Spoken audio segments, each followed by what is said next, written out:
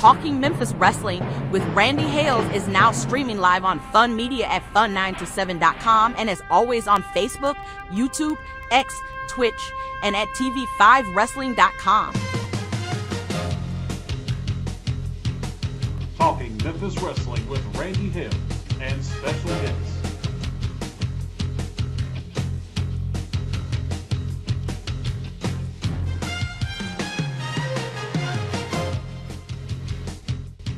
Russell, as I'm wearing the Lance Russell t-shirt, used to say, yellow again, everybody. And when he did that, he was holding this microphone that I have in my hand right now. Tommy Wildfire Rich used to say, somebody says something about fired up. And I am Randy Hales, the owner, founder, president, Power Pro Wrestling. I was born Memphis wrestling guy from Jonesboro, Arkansas, and we are bringing you Talking Memphis Wrestling live. PJ is in the house, and I'll tell you very quickly, there is nothing like a live broadcast, and at times in live broadcasts, you end up having problems. We've already had issues that was corrected with Michael, and I'm fired up, been promoting it, excited about the fact that historian Tony Richard will be here, Calvin, as the guest to talk to history, but Adam Dunn was on the phone with him. We are trying to get audio with them. We were having a little audio problem. We're working on that now. Again, live is live. We'll still do a show. Hopefully Tony will be able to get on. We'll be able to fix that program. We've never had to go through an entire show without having a guest. This guest will be historian Tony Richards, coming off of his great Welch legacy that took place on the Briscoe and Bradshaw podcast. And we're going to talk old school wrestling, his time of being a fan, and much more. But first, we want to do a regular, normal, routine first take. We'll see how fired up Mr. Pat Trammell is. Hey, Pat, we're having issues, but we'll work through it, my friend. Here's Pat. It's live TV. It's live TV. Can you hear me? Yes, sir. All right. Well, it's good to see everybody. Hey, Dennis from Montgomery. We got two Alabamians on here. Hope everybody's doing well. Look forward. Hope we can get Tony on. I watched most of the Bradshaw and Briscoe and have listened to all of it since then that he was on. And hey, Al and PJ and Calvin and everybody. And it's really some good stuff. I tell you, he and Tony gives credit to a lot of other people who blaze the trail on the historical side, which we all have an obligation to. But that was a fantastic show, and it's going to be good tonight just to talk about a little bit about Tony's journey into wrestling and how he got interested, which I think it's just like all of us. At some point, it takes over your life, and it's you think about it every day. So. All right, very good. We'll get to the other first take, and then we will try again to bring our distinguished guest in. But he's from Arab, Alabama. He is the voice, the brains, and the mastermind behind Fun Radio in the Huntsville, Alabama area. Arab, a lot of great stuff, great product that goes out on his airwaves. He is our friend. He's a Broadcasting Hall of Famer and a Memphis Wrestling Hall of Famer. He's coming in for his first take is Michael St. John. Hey, Michael. Hello, Randy, and I love the way we came on the air tonight. Hello, everybody. Yeah, it just brings back some great memories. I'm a little hoarse today. Had to do a 5-hour broadcast with screaming kids and in Decatur at the Morgan County Decatur Chamber of Commerce Workforce Special. They do it every year. They get all the seniors, all the high schools in the area, Morton County, some of Madison County, and they come in, all these groups and organizations and businesses and all these folks, they set up tables and they interview and talk to these kids about potential careers. I think it's absolutely fabulous, and I want to say greatest. I really praise the biggest praise I can give to the chambers up in Decatur and Morgan. It's a lot of fun, but I have to talk a lot. The kids come to the booth, you're playing those station, you're doing your thing, and anyway. But hopefully the voice will last. I'll tell you this much: with Tony coming on and Pat around and yourself, makes for a lot of interesting commentary tonight. I've got a funny feeling that this program may be one of our most interesting we've done in a long, long time. All right. I appreciate that confidence in this show being good. Ladies and gentlemen, ORH will put the readers on. I'm really excited since my friend Pat Trammell suggested doing this show, and I'm excited about it, been excited about it, love talking history. I think we all, every one of us, are history buffs. Everybody that watches this show, including my friend Randy West, who missed last week, he's been under the weather. He and his wife Diane both, but Randy West has returned, the greatest wrestling producer in the history of history, and he is watching this show.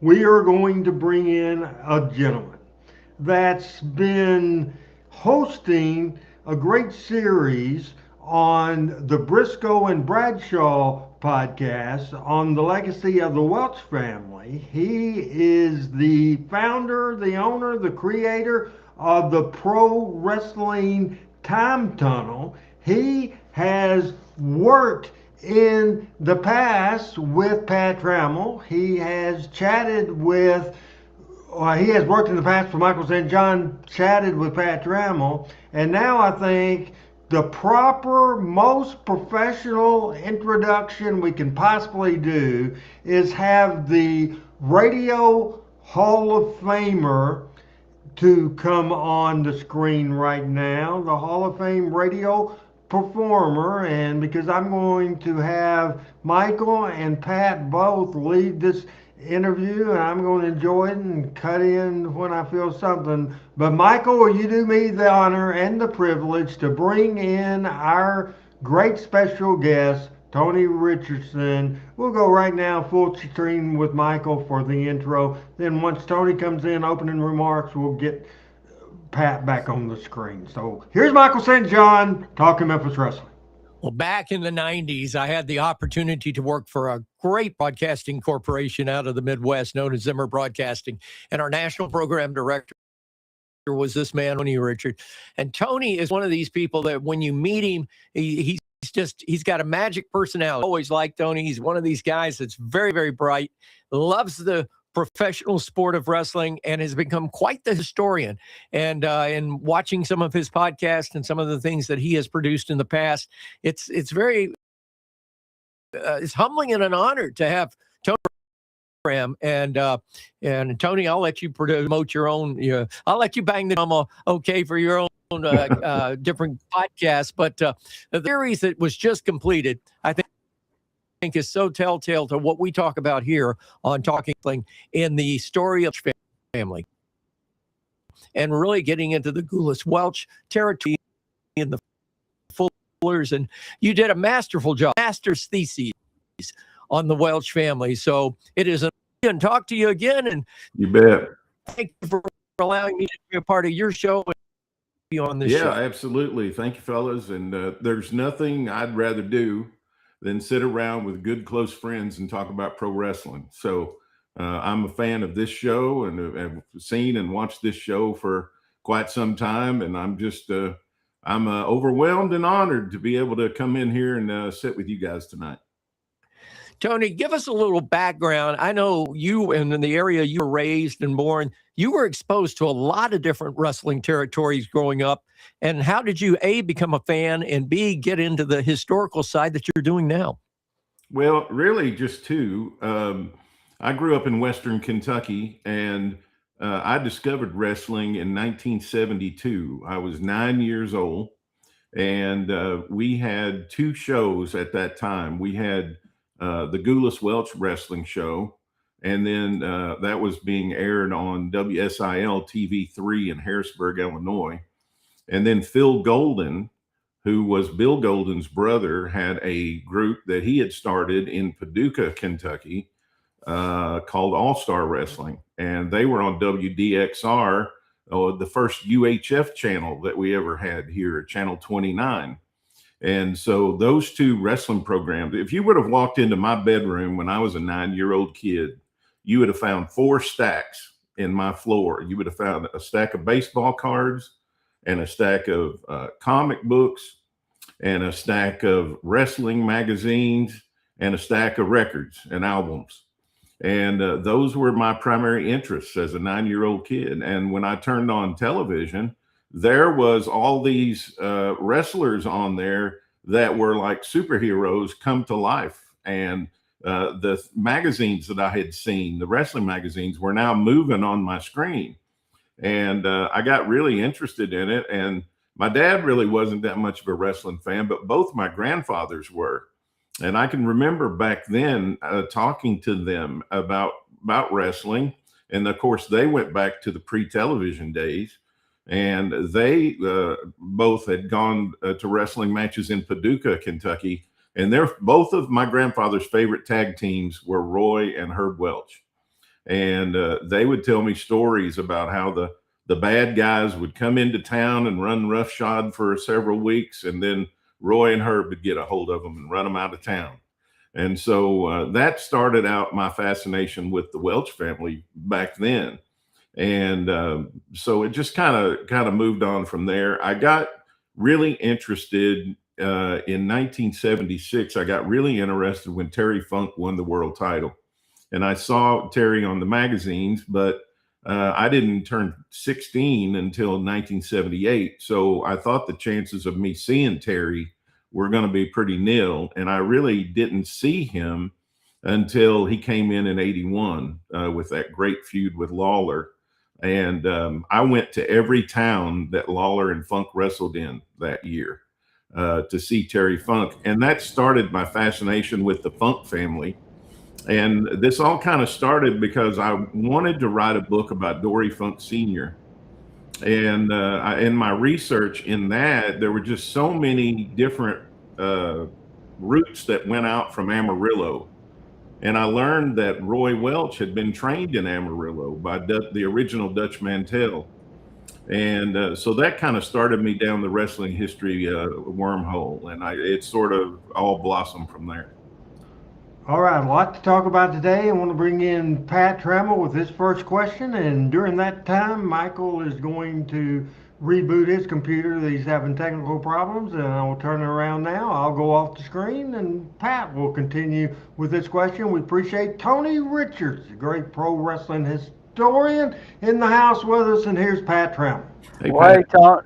hey, Tony, good to see you. I think I put over and I would encourage everybody to go watch the Briscoe Bradshaw thing about the Welch family. But I guess the thing that interested me most about that is going.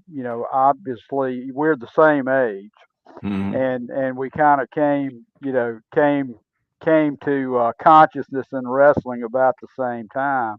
But one of the things that was interesting in the when the Bradshaw and Briscoe discussion was about how wrestling evolved from basically a shoot to a work over the years, and that kind of all started in Amarillo as well.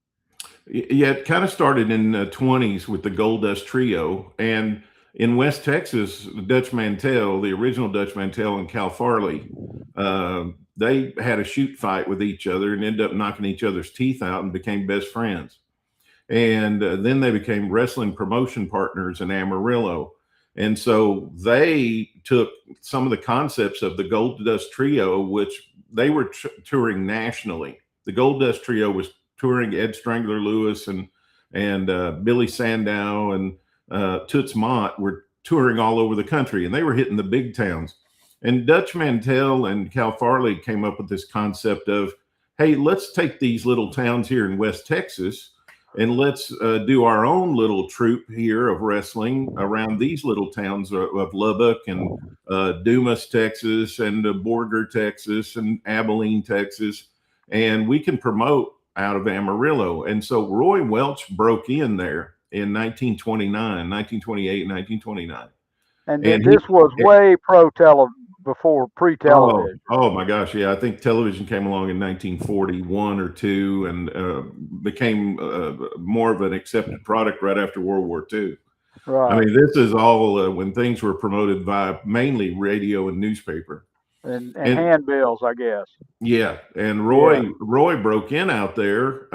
He was an oil field worker in Borger, Texas, and originally from Salazar, Oklahoma. And he broke in with the original Dutch Mantell, and he learned and saw this concept they were doing of taking this loop of little towns and doing town-to-town wrestling show, kind of like a carnival. And so when Roy moved back east to Ohio, he worked for Al Half for 2 or 3 years in 1932, 33. And then Paducah, Kentucky was the first town down south he wrestled in 1933. And he liked it down here and decided he'd just stay down here. And then he gravitated on further south to Dyersburg. And then he just started in about 1935, 1936. He copied that same concept and found a bunch of little towns in West Tennessee and West Kentucky and Southeast Missouri to, string together to form a little loop of towns. And that's how the Tennessee Territory got started. Well, I want to jump in here right now, Tony, and real quick before we get back to Michael and get back to the rest of the conversation. You're involved in a lot of things, including the Briscoe Bradshaw great podcast that you did, the multi-part series. I wanted to ask you to tell the folks, what is the Pro Wrestling Tunnel? Your home for the history of territory wrestling. How did it come about, and how can we find the Pro Wrestling Time Tunnel? So it originally started out by me listening to podcasts and hearing parts of podcasts I really liked, but I never heard a podcast that I really could get into because I really wanted to listen to history. And I thought, I don't really think many people are doing that. They're not doing a podcast about history. Most of the podcasts are about current wrestling. I mean, you guys, have your show. You're primarily about Memphis wrestling, but I wanted to do a show about the history of territory wrestling. So that's what my podcast is about. And that's kind of where the Time Tunnel originated. Was I wanted to put together a way for people to, especially younger fans who are never going to experience the things that we experienced. They're never going to be able to go to the Mid-South Coliseum. They're never going to be able to go to the Sportatorium in Dallas. They're never going to go to the Sportatorium in Tampa. They're never going to go to the Fairgrounds Pavilion in Tulsa every week like we were able to do. So I try to give them the best I can about the education of what it was like, who the people were that pioneered this stuff, where all this stuff originally even came from. And so that evolved into my Substack. And in writing the Dory Funk book, I started thinking that I think I'm a pretty good writer, but I know that the more I write, the better I'll get. So I came up with this idea of writing a daily pro wrestling history newsletter. And so we're just going to publish issue 303 tomorrow. And every single day I put out a wrestling newsletter about pro wrestling history in the territory days. And we usually go back 50 years to 1976 now, because it's 2026. Last year we did 1975 all year. And we also did other years that ended in 5, all the way from 1925 to 1995, because that's basically the years of the territory era. And the reason I did that too is because when you hear guys talk about the territory days, what they really are talking about is the days that are covered by video. That's right. But the territory era lasted a lot longer than just the days of the video cassette. And so, you know, guys will talk about, I know this about the territories and this about the territories, but the strongest era for the territories we don't even have on video because promoters didn't keep that stuff back then. So I try to bring that stuff back through the newsletter and the podcast and the things like that on Substack and on the podcast that I put out. And we will continue plugging all your stuff for sure, as now we are going to, after a reboot from Michael St. John, we are going to see if we can get Michael back on and not freeze up a little bit. Michael, continue with this conversation, please. Well, I'm not. Hopefully, you guys can't see me because I'm ugly. But I mean, if you can see me, I can't see you guys. I got a black screen. Tony, we can see you. Oh, God bless you. Thank you. But I can't see me. That's a blessing too. But a question I have, as you have proceeded through the territories, A, have you made through it all 28? And secondly, of all the territories, what's the most interesting territory in the territorial days? Did you ever, when you were with Zimmer or when you were doing research on your writing and so forth, did you ever get a chance to talk with Sam Munchnick? I know I met him. Did you? Yeah. I had the opportunity to have lunch with him. My good friend and a gentleman I'm sure you know, Gene Donanovich, was a close friend of Sam's, and we had lunch over at the Clayton restaurant, the Meat and Three over there when I was working the first time in St. Louis for Hot 97, and then when I came back a couple of years before Sam passed, I had the opportunity. Was invited over to his condo over by the park, and it was a hoarder's heaven. I mean, he had books and he had papers and he had match rundowns and he had receipts of the checks he wrote to wrestlers and any and everything you could ever wish for. And I know his son was a doctor there in St. Louis, and I wonder whatever happened to the archives of Sam Munchnick. But of all the territories, who or what was the most interesting to you? Well, I can tell you most of the archives of Sam Munchnick are in two places. One, Tim Hornbaker has a lot of them, and he has graciously granted that access to me. And Herb Simmons has a lot of the other stuff. That it went from Sam to Larry Matizik, and then when Larry passed away, he bequeathed all that to Herb.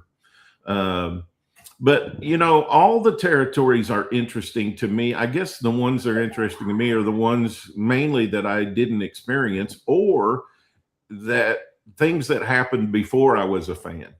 Like right now, I'm intently studying 1966, and the Tennessee Territory in 1966 is just on fire.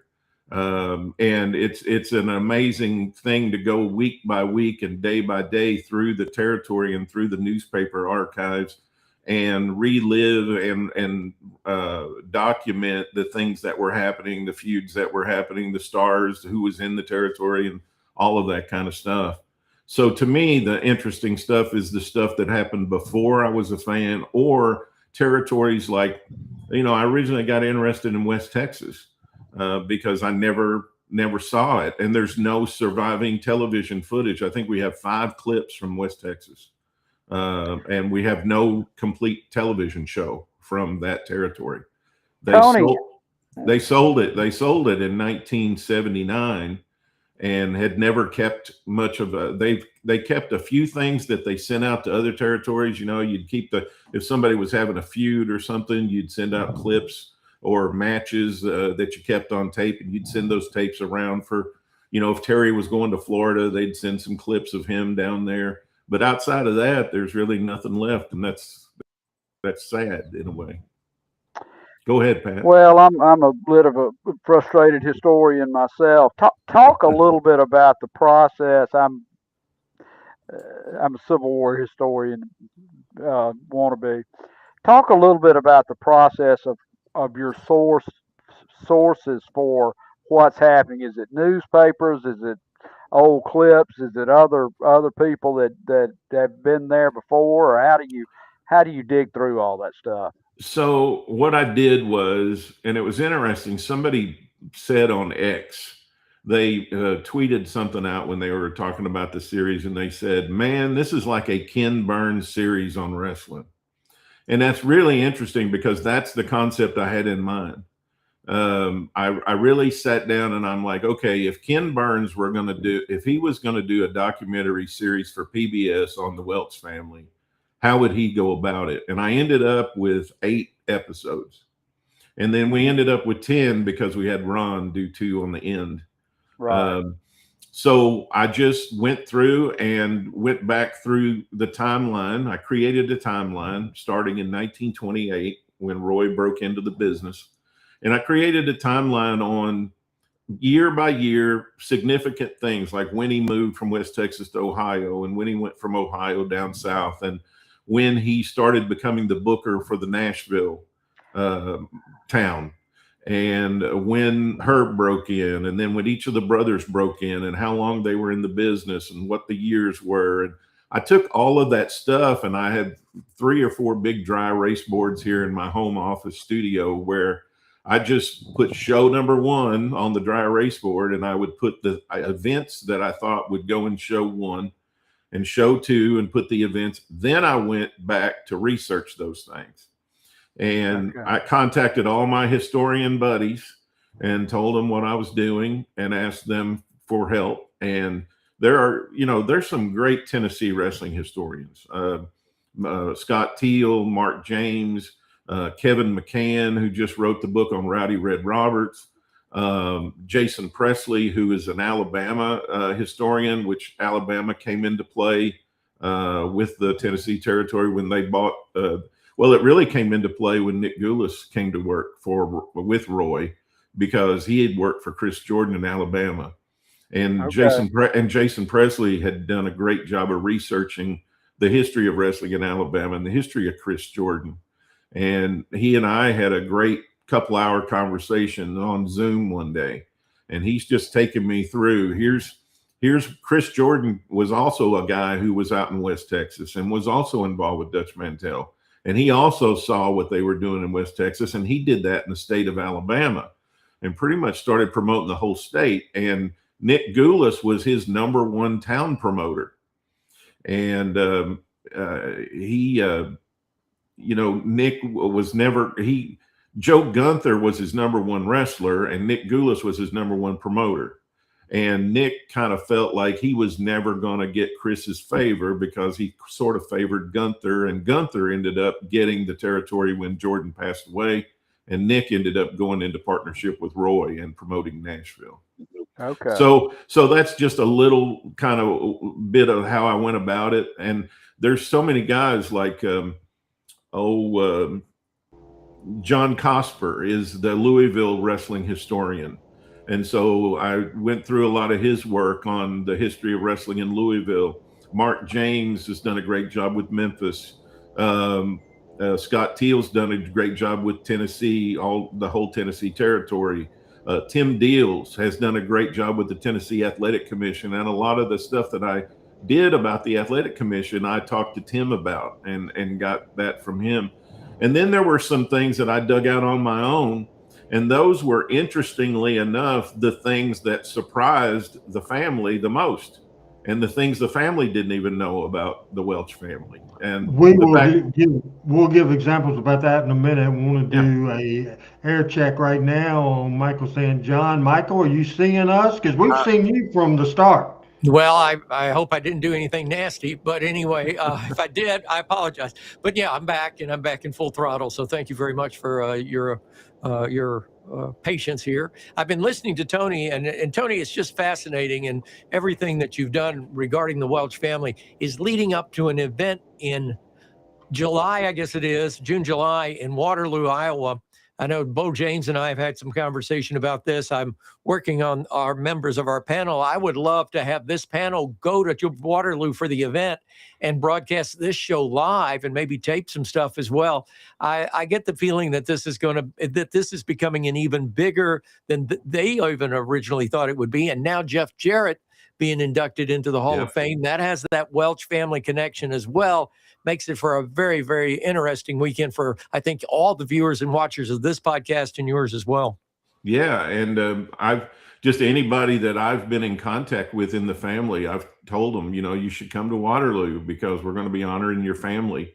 And so, yeah, it's going to be great. Waterloo is my favorite wrestling event, and I'm a lifetime member there of the Tragos Hall of Fame, and I'm very involved with that, and I support it wholeheartedly, promote it all the time, and it's a great time. If you love classic pro wrestling, that's the convention to go to for sure. Good stuff. Good stuff. Tony is you've got a radio background as well, and radio and wrestling, to me, one was a profession and one was a passion, and they sort of mingled together, and they're still mingling together after all these years. In watching the wrestling that you have and you were exposed to, and you said 66, and when I think back on 66, there were 4 wrestling programs coming into Huntsville every Saturday off of quote unquote cable TV, which was a community antenna. I was getting Harry Thornton in Chattanooga. I was getting Gil Green and smiling Jack Simpson, who never smiled, from Nashville. I was occasionally getting to see Lance and Dave when they were on later, of course, beyond 66, but Sterling Brewer in Pat's neck of the woods on Channel 42. And we had a little local show here that was a hour show at Channel 19, which was just at that time, pretty low power, with Grady Reeves. And sometimes you see some of Grady, and Grady was a character. And the thing that used to piss Nick Goulas off about Grady Reeves and Harry Thornton is the wrestlers would be selling and the heels would be, picking a fight, and they would argue back. And Nick would say, no, you're killing the heat. You're killing the heat. And that was one thing that I remember when I first got started with Mr. Goulas, that he brought to my attention. He said, now you grew up on watching all these guys. He said, don't be Grady and don't be Harry. He said, you be you. He said, but we know what we're doing when we're promoting, basically. Yeah. So that was the whole thing. And the whole thing was to sell. Of all the commentators, Larry Matzik, who I got to know before his passing, and of course, Jim Ross and Tony. Tony used to come to all the SEC media days in Birmingham. And I got to know quite a few. Gordon Soley, spent some great time with Gordon. Of all the commentators that you have had the chance to watch and or meet, and do not include my name, with absolute doubt, do not include my name on this, who's your favorite? Who's the best? I've been doing a series. I've been writing a series called 31 Great Television Commentators from the Territory Era. And my whole reason for doing that is because when you hear people's names, it's usually Gordon, Lance, and Bob Caudle. Those are the 3 that people usually mention. And I don't have a argument that they're not the best, but who are you comparing them to? Like, are those the only 3 you know, right? Yep. But I love Sterling Brewer. I mean, I said that on the series that we did on Briscoe and Bradshaw. I thought Sterling, for as far as a total package, he just did the show by himself. He didn't have a sidekick. And for, commentating and color and keeping it moving and calling action, I just thought Sterling was outstanding. And a lot of people don't know this, but Sterling actually, when they moved when the guys walked out in Atlanta and went over to Ann Gunkel's promotion in 1972, Buddy Fuller and Eddie Graham brought in Sterling Brewer to host the Atlanta show for almost a year before they hired Gordon. And so Sterling drove from Birmingham down to Atlanta and hosted on WTCG Channel 17, the Georgia Championship Wrestling show. And I always thought that was a great endorsement for Sterling. Well, I know a little sidebar on that. And Pat, you may not even know this. Sterling, when I got to meet Sterling, he talked about the times that he was commuting to Atlanta, and I-20 was not finished all the way back then. It was 78. We got on 78 through a town called Fruithurst, and he got 3 tickets in Fruithurst and was one of the people that when they did the investigation, when the Alabama legislature got involved and that he got called and talked about because he had been picked off literally 3 times in a speed trap. And Sterling Brewer, I'll tell you, he had his own advertising agency. When I went to ERC in Birmingham, he had or Sterling Advertising down there, and a quintessential, like you say, a good play-by-play guy. Sterling would know when to turn the heat up and when to turn the heat down. And that's one thing about, and especially when I see wrestling commentators today that just eats at my craw, is they're either on a high and every move is like the finish of the world, or they're on a low and there's no excitement to it. There's nobody that knows how to pace it, in my opinion, right now, except the old guys that are still doing it. He had so many, he was great out at the Municipal Auditorium, where he would go out like Lance would do at Mid-South.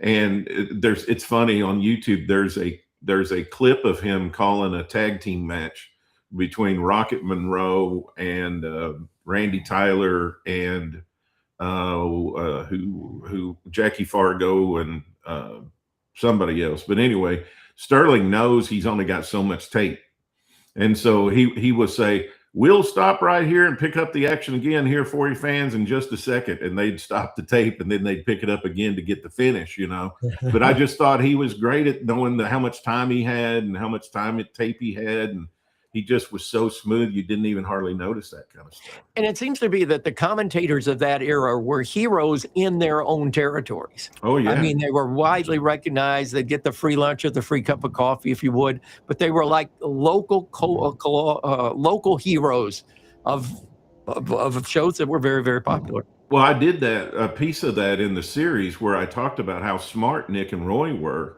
about getting community-oriented guys to host their television shows, and having Lance and Dave in Memphis, and having Gil Green in Nashville, and having Sterling Brewer in Birmingham, and Grady Reeves in Huntsville, and Harry Thornton, and even making Harry and Grady partners in the town.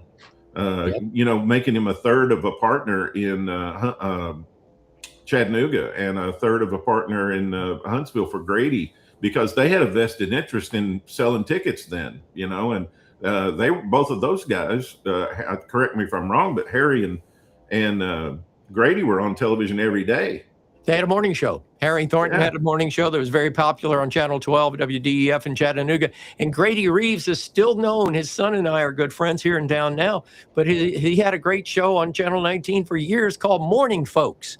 Yeah. And that was the name of it. And he was the first person in this area to take Morning Folks out on the road. He'd go to Eunice's out on Andrew Jackson Way. She was known for her breakfast, and any politician, any big shot at Redstone Arsenal, Warner Von Braun would eat breakfast there, and Grady would be there. So he was ingrained in the community. Like you said, they bring that to the wrestling show. Instant credibility.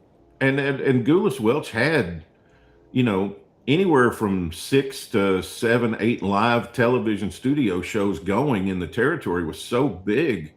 There were 8, 9 towns that had live shows, and I did my best to try to tell that story and document that and tell a little bit about why that was. I mean, Nick would just tell the promoter in the town, "Hey, if you can get a television slot, you get it, and we'll send the guys," and that's how they kept other promoters out of towns, was by one getting more the television.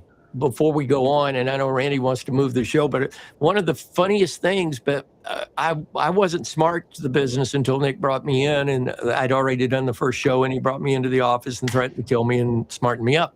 But the fact of the matter is I sort of already got it, because you could watch the morning show, the 11 o'clock show on Channel 8, which became Channel 2 in Nashville, with Smiling Jack Simpson and Gil Green.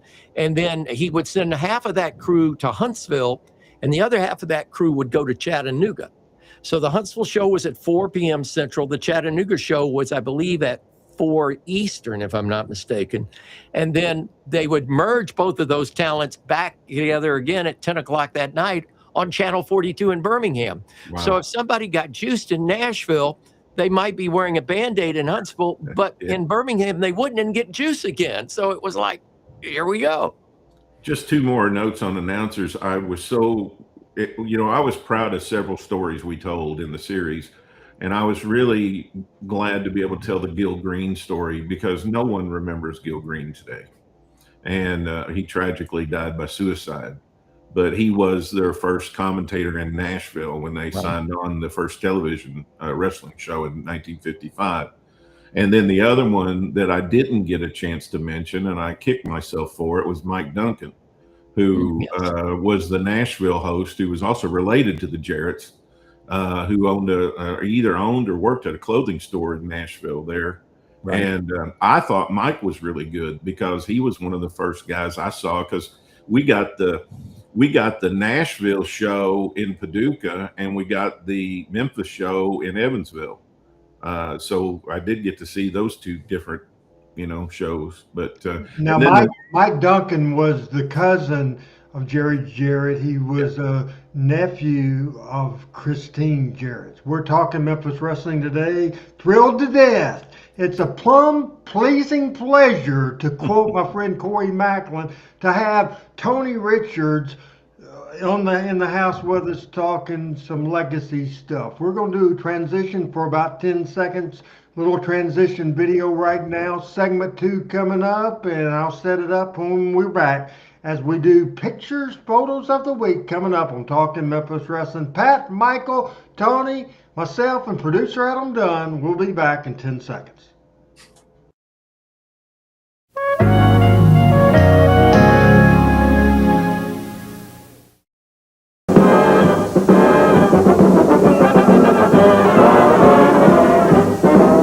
You'll see America's favorite sport on WHBQ television.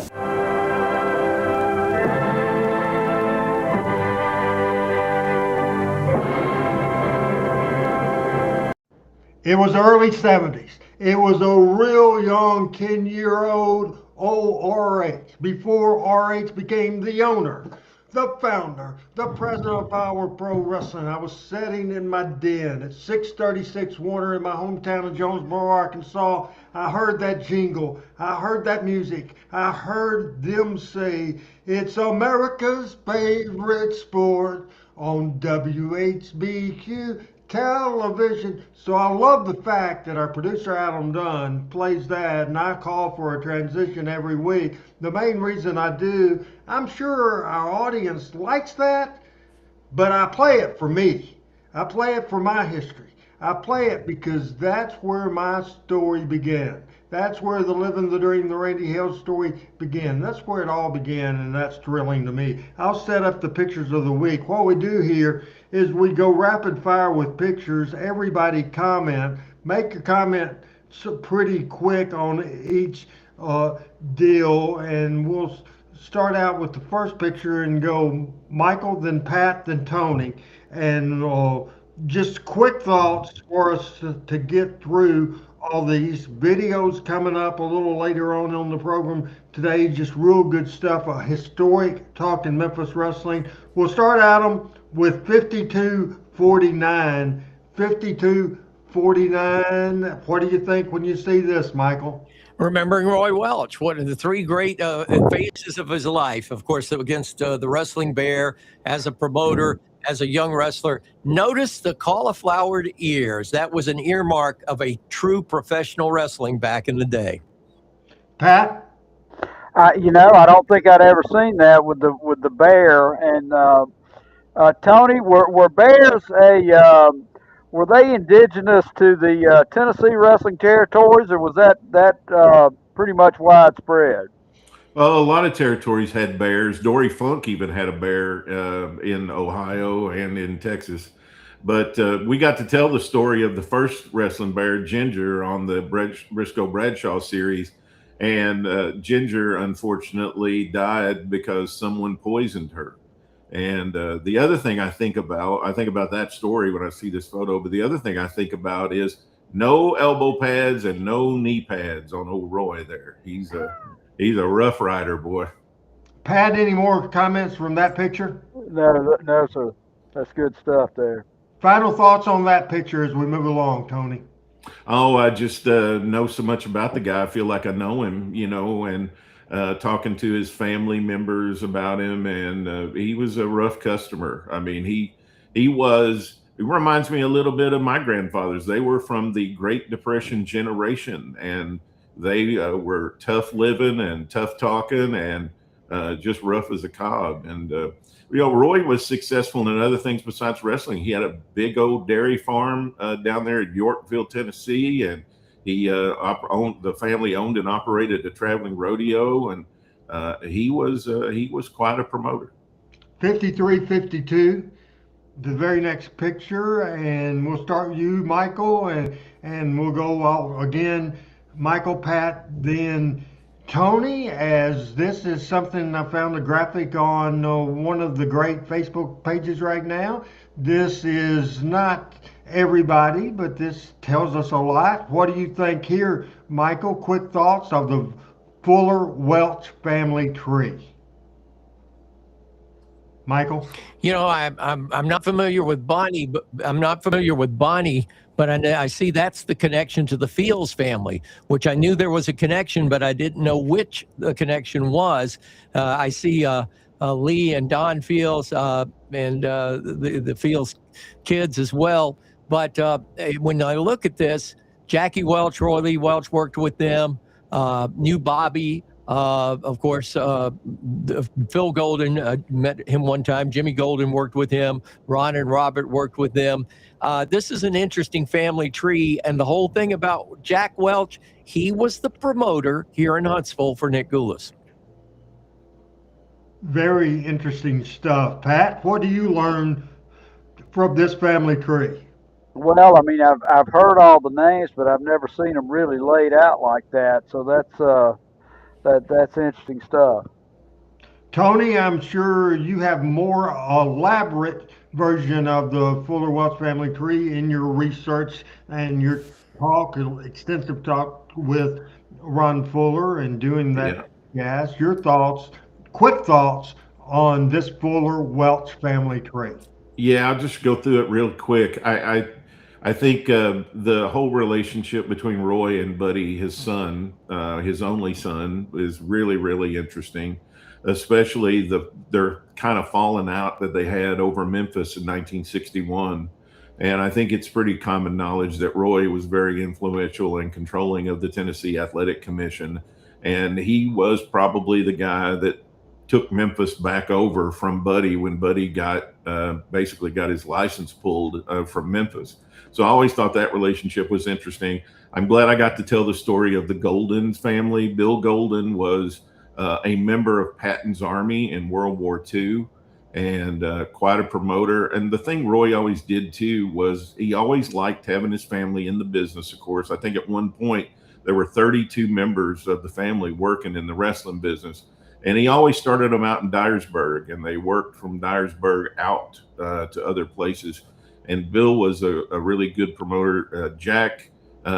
Michael mentioned that he was a promoter. I heard recently, like a week ago, from all these little towns, I hear from people like, thank you so much for mentioning Union City, Tennessee. And thank you so much for mentioning Haytime, Missouri. And I heard a guy, contact me last week, goes, I really appreciate you mentioning Poplar Bluff. And Poplar Bluff, Missouri was one of Jack Welch's towns that he promoted. And he was more of a promoter than a wrestler. Herb was probably the workhorse wrestler of the brothers, and Lester, of course, came along. He was a lot younger than the other brothers. And then Bonnie, I was glad I got to tell the story of Bonnie and Virgil Hatfield and the Fields family. Lee Fields was one of the biggest, most popular baby faces in the Tennessee territory, including Memphis and including when they opened up the Gulf Coast Championship Wrestling territory down in South Alabama. Lee Fields was over big time. Of course, Don Fields' career got cut short in 1962 in an automobile accident, ended his career. And Bobby Fields was the high flyer of the three Fields brothers. He was doing high spots that later on you would see in wrestlers like Ken Lucas and Ricky Gibson. But Bobby Fields was kind of the mold that kind of came from. Quick question, Tony. Here in Huntsville and in this territory in Alabama, we had a tag team in the mid '60s that came. In fact, the first match I ever saw at the National Guard Army on Patton Street in Huntsville, Alabama, my Uncle John took me to, was Don and Luke Fields against Don and Al Green. Which of the Fields was Luke Fields, or was he not related and just wrestled under the name? Yeah, put that graphic back up there. I think he was one of the sons, but he was I believe he was either Ricky or Johnny, or it might have been Bobby, but they wrestled under a different name in Tennessee sometimes than they did in other places. So sometimes he'd be Bobby, sometimes he'd be Luke, I think, until he just wrestled under Bobby. But I think that was Bobby Fields. Gotcha.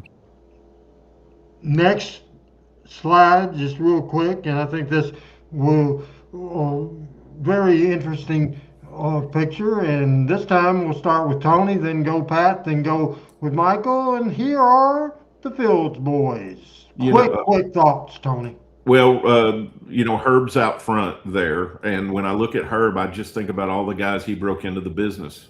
He broke in Dr. David Schultz, and he broke in Randy Colley, and he broke in so many wrestlers that we would become familiar with in the Memphis territory. Came out of Herb's school down there in Dyersburg, Tennessee, working in his barn, a lot like Tommy Rich did in Jerry Jarrett's barn. But Herb trained a lot of guys that we would see later on. Pat? I look at Herb on the left, and I can see Ron Fuller in him. It's Ron and Robert in him. You really tall can. like that, right? Yeah.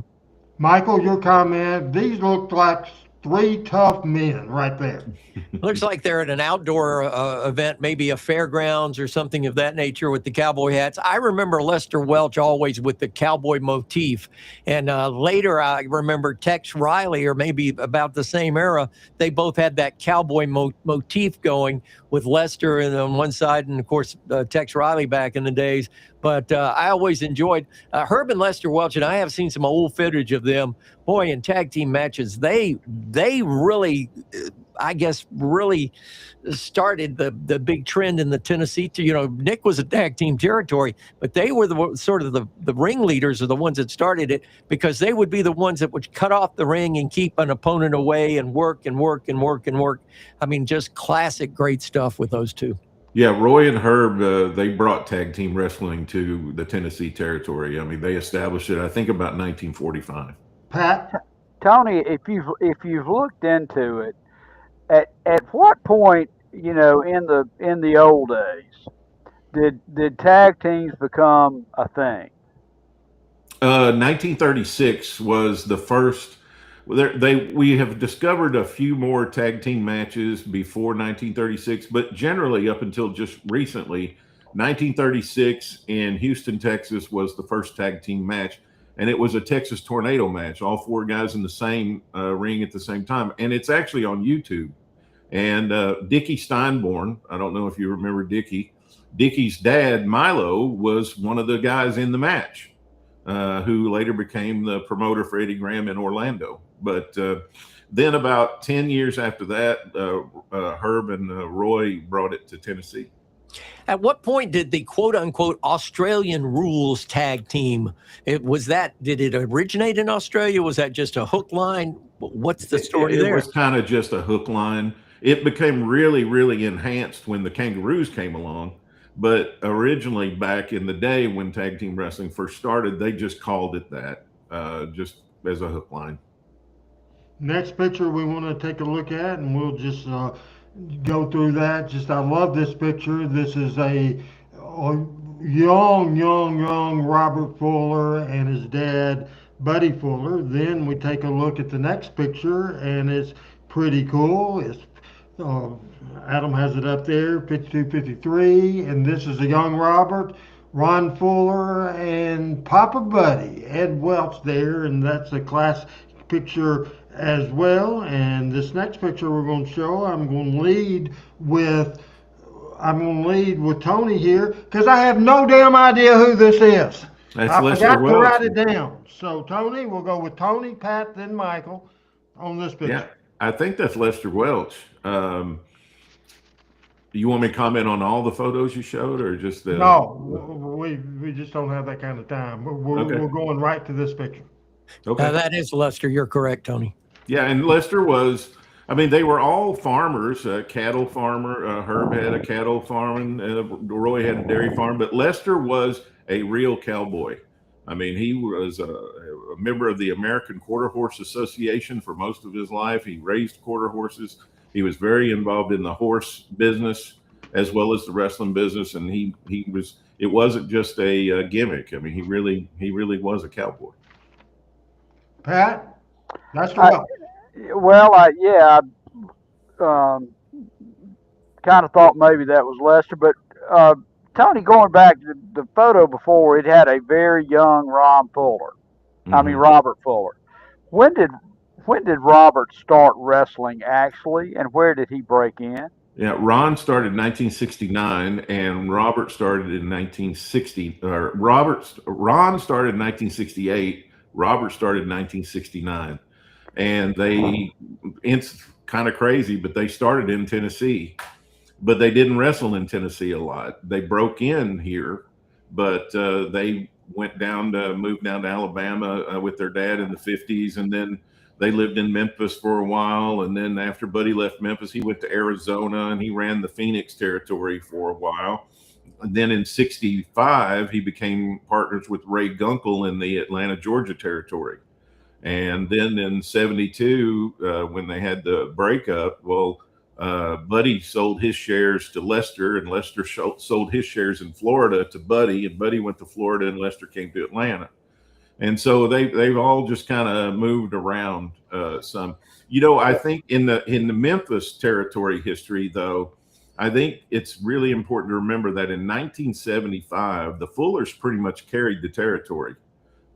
Jerry Lawler was out of the territory in 75. He went to Georgia and Florida. And Ron was the Southern heavyweight champion for the first 8 months of the year. They had a spectacular feud in the first 3 months of 1975 with a couple of guys from Australia named George Barnes and Bill Dundee. We'll show that in a few minutes. They had another fella from England, John Gray, and they had a great program in 75. The reason I ask is, one of my very, very earliest memories is in watching wrestling in Birmingham was Robert and Jimmy Golden as a babyface team against the Greens. Yeah, and they did the car wreck angle. Jimmy's dad, Bill, was promoting Central Alabama there. He was promoting Montgomery and Tuscaloosa and some of those towns for Nick. Okay. And they Nick and Lee Fields, who was running the Gulf Coast territory in Mobile, they traded Central Alabama back and forth all the time. That's always been kind of a Sahara. It really has. I think Montgomery's had 4 or 5 different people do it over the years. And Bill used Buddy Wayne a lot to promote his towns down there too. Okay. Greg Wayne watching, Buddy's son Greg watching the show today. And Greg, we appreciate that very much. And we go with the next picture now, if we can go with the next one. And this is Nick Gulas and Roy Welch. And Roy Welch was born, I believe, in 1901 and passed away in 1977 at 75 years old. Nick Gulas, born in 1914. He died in 1991 at 76 years old. And very good picture and a team that was successful for many years. We'll go with Michael, Pat, then Tony, and a lot more to come on Talking Memphis Wrestling. I think it'd be a great take for each of the panelists to say of these two, who's the heel and who's the babyface, because Nick and Roy played off each other. And I've heard stories from some of the older wrestlers. In fact, when I first started out, I heard a lot of stories about how at times Roy would side with a wrestler. A wrestler would come about his payoff or would come about and complain about something, and he'd side with the wrestler, and Nick would be the bad guy, and then the wrestler would leave, and Roy would say, "Get rid of that SOB." And then at other times, Nick would be the guy, the consoling father figure for a wrestler or whatever, and help him out. And Roy would then say, "Nah, we ain't gonna help this guy." But Roy, everybody who ever worked under Roy Welch that I knew always said that Roy was a professional wrestler. He knew talent and could build talent through storylines as well as anybody, which is perhaps where Jerry Jarrett got his genes for doing that. I'll answer the question. I think that in front of the boys, in front, especially in front of the boys, basically it was Roy that was a baby face, Nick as the heel. Nick obviously was the upfront guy, especially since in the earlier years, Roy Welch was the main event wrestler.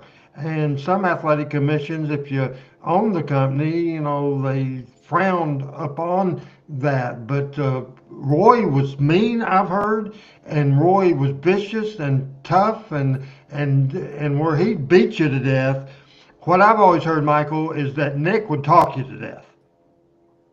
That's pretty funny. That's pretty funny. But and of course, Roy was out of the picture back when I started with Nick. But Nick would refer to Roy, and a lot of his decisions were based on things that Roy would have done, and I remember him saying so in many occasions. Richard Hood, a regular of Talking Memphis Wrestling, has enjoyed this program today. And everybody, Pat, Michael, it's Richard Hood's birthday today. Happy birthday. All right. Happy birthday, Richard. There you go, Richard. Happy birthday. And he's 39 today. All right. That's what he said. That's what he paid me $500,000 to say, that he's that age. So thank you, guys. Michael backing me up. That's good. As we go to the next picture here on Talking Memphis Wrestling, as we go through these great pictures, and this is a great picture of Roy, Nick, and the fabulous one himself, Jackie Fargo. I'll ask the question here: how important to the Gulas Welch Wrestling Company was going way back when the Fargos debuted, and Jackie Fargo became arguably one of I'd say the top two great. You could go with Spike Monroe as a third. You can go with others, but Jackie Fargo, Jerry Lawler certainly. Jackie Fargo, before Jerry Lawler got in the business and took it to another level. How important, Tony, quick thoughts, was Jackie Fargo to Gulas Welch? Well, really important. I mean, they had 18 straight sellouts in Nashville when Jackie and Don, and then they brought in Roughhouse. But they were over big time. So were Don and Al Green, and so were the Corsicans. But the last feud program that Roy was involved with was with the Fargo brothers. And the last match he wrestled was, it wasn't the last match, but it was almost the last match. He didn't have very many more before he retired, but it was a 6-man with Roy, Lester, and Herb against Jackie, Don, and Roughhouse in Nashville. That was just about the last match that Roy had. And of course, Jackie the Fargos were big time heels. And then after the Fargo brothers broke up, Jackie turned babyface in the 60s, and the rest is history. I mean, Jackie Fargo basically replaced the Welches as the big babyface in the Tennessee Territory. Quick thoughts about Roy, Nick, and Jackie Fargo, Pat, then to Michael. Well, I didn't have a lot. I heard Roy Welch's name, but in Birmingham, Nick would be on TV relatively often. I think he would come, and I think he really ran the show. So it was not terribly unusual to see him for special occasions. Never saw Roy Welch. I am curious as to who the picture is up there behind Fargo. Governor Frank Clement. All right. Governor Clement was a good, close personal friend of both Nick and Roy. Lived in Nashville. His son Jim, became a U.S. senator, Frank Clement, and the Clement family was very big in politics in Nashville, and sometimes even into when Senator Clement was in the White House, in Washington, he would come to our matches in Nashville and make an appearance early in the show, and we'd introduce him. He'd come out, wave to the crowd, especially on years that were re-election years, and then say hello and leave. But I have a letter that Nick and Roy wrote to Sam Mushnick in St. Louis saying we can't come to the NWA convention because we got to go to Frank Clement's inauguration. There you go. And there's Governor Clement smiling down on him. Nick or Pat, any more comments about this picture before we change pictures? No, sir. All right, next picture is we go right in order, and this is the power base of the Tennessee Territory. Already told you about Roy, already told you about Nick, and of course Christine Jarrett was born in 1923, the mother of Jerry Jarrett. She passed away in November of 98 at 75 years old. And Pat, we'll start with you as someone that met Jerry Jarrett and did some business with Jerry Jarrett after Christine passed away. Certainly, I'm sure, because he was a mama's boy, and without her going to work in the early days as a secretary, then chief finance officer, Teeny was a strong, strong woman. Your remembrances of Jerry Jarrett talking to you, Pat, about Christine Jarrett. And obviously, Michael and I have firsthand stories. She was a tough, tough, tough woman. Pat. Well, I just obviously didn't know her, but was around Jerry for a good bit the last 2 or 3, 4 years of his life. And I've done a lot of reading about history, and most men who accomplish something are mama's boys, and I don't know why that is, but it's true. It is absolutely true. And I think my understanding of Christine Jarrett was she was working in the shoe store, and they were selling tickets there. And after a while, she just kind of merged in there, and it has always sounded to me like she ran the business end of the company. Is that your understanding, Tony? And that was before my time when she was working in the office.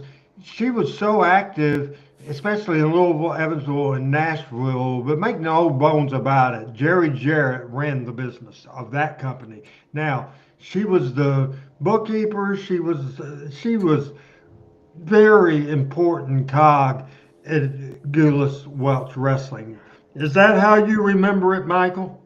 Absolutely. And one thing I do remember about Teeny, she would be in the box office at the tapings on Wednesday night at the Fairgrounds Arena, and her bookwork was immaculate.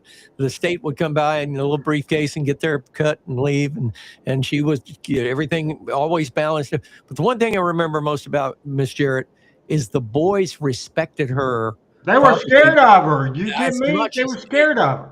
Absolutely. And she had the respect of every wrestler that ever came there, from Andre the Giant and Bobo Brazil all the way down to whoever you want to name. And that was the one thing I remember about Miss Jarrett. She was a very sweet woman, but she was a tough woman. That was one of the things I was really glad and proud to be able to tell, was her story, as her involvement. I think she's not someone that a lot of people really remember as far as being a part of that company. And I was really glad to be able to have an episode that was primarily focused on her and how she was working in the office, and she saw the money the promoters were making. And she went to Roy and said, "Hey, how about I get a town? Why don't you let me have a town to promote?" And they gave her Columbia, Tennessee, which was the Saturday night town for the Nashville office. And as she started promoting Columbia on Saturday night, she had one town, and she started learning how to promote from that. And her driver to Columbia, because she didn't drive, as you guys well know, she didn't drive, and her driver was a young wrestler named Eddie Marlin. And that's how they got to, and you can listen to the show for all the details, but I was really glad to be able to tell Christine's story. She resurrected Louisville.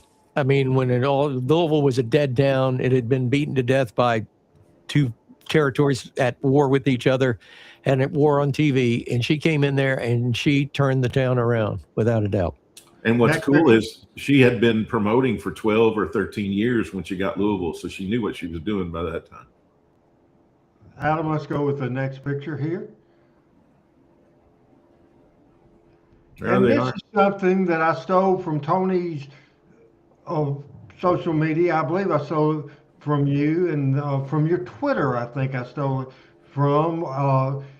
Come to me real quick because this is Corsica and Gene of the Corsican brothers. If you, Adam, if you could come to me real quick and we'll go back with that picture. I want to tell you personally how tough Corsica Joe was. It was in the later years, and this was probably in 95 or 96. And there was two entrances to the Nashville Sports Arena, and so the door people, the people that took the tickets on the babyface door, where the babyface dressing room was, and an entrance there, the person tearing the tickets was Sarah Lee. Now, in the other side of the building, front of the building, it was Corsica Joe. Well, this one dude came up and he tried to, and back then Corsica Joe was on that door and Sarah on the other door, and it was their job not to let anybody in without a ticket. And so here, Corsica Joe back then was in probably his late 70s, in his late 70s, something like that. And I just happened to be walking from the dressing room to check the box office to see what the sales were, see how it was going, see if there was a line, just the typical stuff of a wrestling promoter trying to figure it out. And I was walking up and I could tell that this younger guy, obviously drunk or high or something wrong, pretty big guy, he was trying to come in without a ticket. Joe, in that voice of his, said, "No ticket, no get in." Oh man, I'll go through you. He said, "You try." So the guy tried to go through Corsica Joe, one punch to the jaw. And boy, that guy was lights out all the way. Corsica Joe knocked him out. Eddie Marlin came running out, and Eddie was a little upset not knowing the whole story, started fussing, said, "Joe, that'll get us sued. Joe, you can't go hitting fans." I said, "Eddie, the guy tried to run over Joe and Joe defended himself," and then Eddie patted Joe on the back. But Corsica and Gene, just a great team that basically was before my time. And quick thoughts on that, on those great brothers and that great team. We'll start with our special guest on Talking Memphis Wrestling today. Let him talk about this, Tony Richards. Well, they were one of the four big tag teams that were really important to Gulas Welch, especially in Nashville. And as soon as television came in, it was the Welches, it was the Fargos, it was the Corsicas, and they were just a couple of tough dudes and great heels. And Corsica Gene, they were also big in Atlanta and some other Southern territories. Corsica Gene, I love that story you told about Corsica Joe. Corsica Gene became a referee down for Eddie Graham in Florida in his later years, and a really good referee too. Real quick, Pat Trammell, you're younger than me, so I would imagine, I'm sure you've heard of them. Certainly, I never saw them wrestle. Are you at the same boat that I am? I remember them coming into Birmingham a time or two, but I never saw them wrestle. I love Corsica Joe. I love Sarah Lee. Michael St. John, your comments. I'm older than you guys. I do remember seeing them wrestle. And there was, and Tony, you may or may not know this, that there was a second inception of the Corsicans with Corsica Joe and another Corsica Gene after the first went to Florida for Eddie. And did you know who that Corsica Gene was? I couldn't tell you. Gypsy Joe. Gypsy Joe. In his first incarnation with the Gulas Welch Wrestling. Wow. And I know that from in the dressing room, Joe and Gypsy Joe sitting there talking about, and I'm like, and Joe had to explain it. He said, "He's Corsica Gene after Gene left. This is no other Corsica Gene." But anyway, great story. But you talk about rough, tough customers, and then you mentioned the four tag teams. I would think the fourth would be Carl and Kurt Von Bronner with Saul Weingroff. Yeah, they came along, I think, in '61. But they definitely were they were in the mix, and they became the #1 heel team after Jackie turned babyface for sure. I'm going to jump out of the timeline, the pictures of the week. We've gone through that. We're going to jump to the late 80s because, we talk a lot about Nick Gulas. I don't know if we've ever shown, we might have shown this video once, but Nick Gulas was on screen a lot, and we're going to show a couple of those today on this program. As a matter of fact, the one I want to show from '89 is where Robert Fuller was feuding with Jeff Jarrett and making some claims, and I won't introduce this. I'm just saying this to cue Adam. It's a 9-minute 11 video that's just classic. And we'll take a look at that with Tony Richards, Pat Trammell, Michael St. John. I'm Randy Hills, and this is Talking Memphis Wrestling.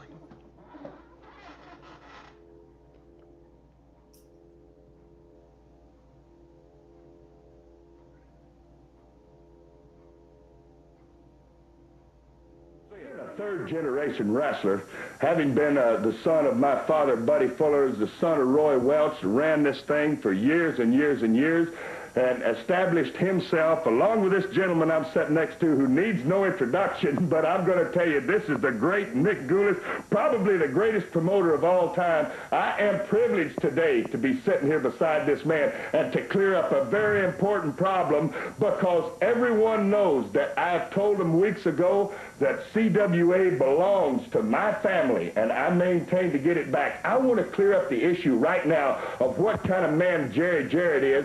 Does he belong in CWA, or did he steal it?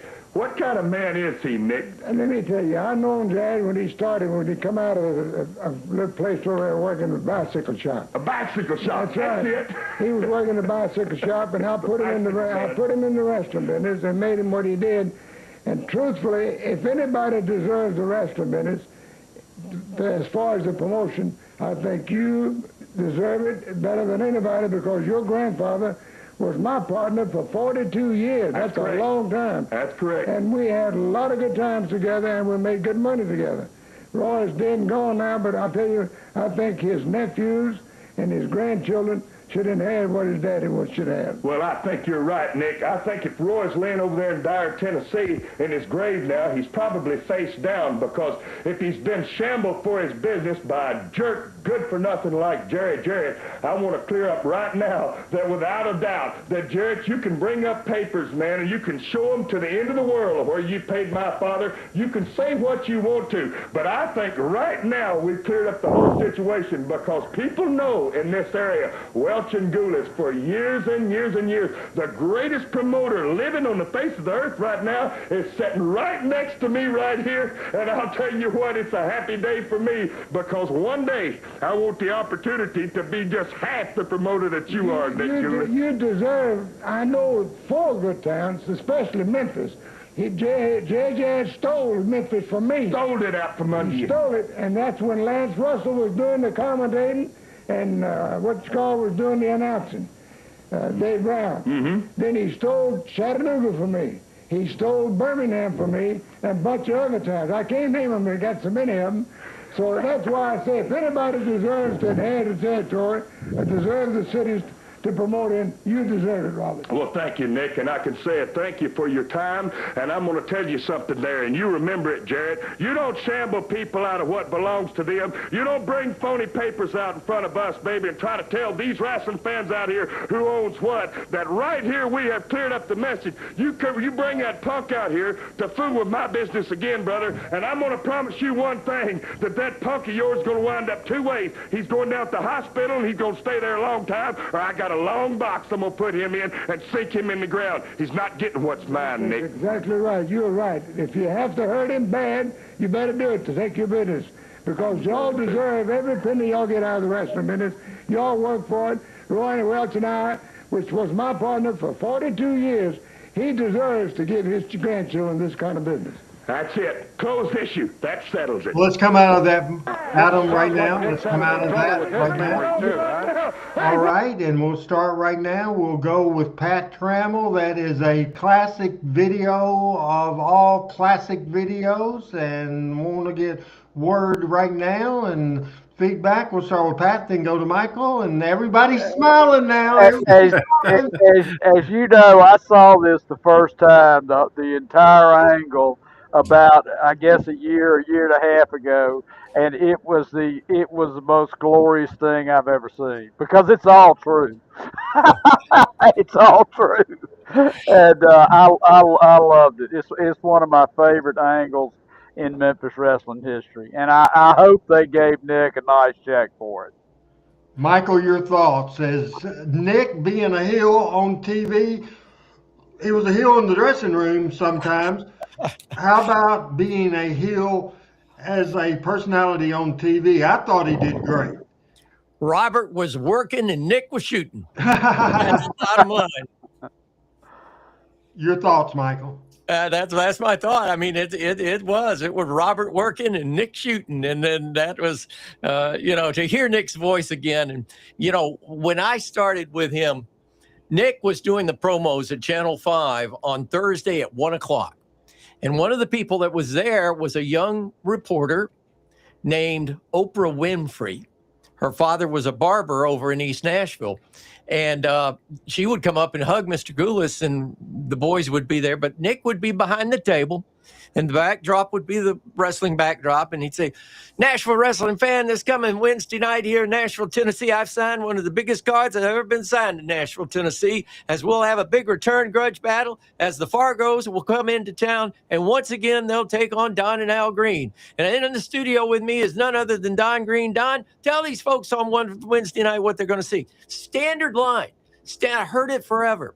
So one time he let me go on to do the card, and then he said, "Why don't you do the next boys?" And it was Chattanooga. Well, I thought, well, if I'm going to please Nick, I'm going to do it the way Nick did it. So I went on there and I said, "Chattanooga wrestling fans, is coming Saturday night at the City Auditorium in Chattanooga. Promoter Nick Goulas has signed one of the biggest wrestling cards in the history of the Lookout City." And I started going. I came off that set after that 3-minute interview.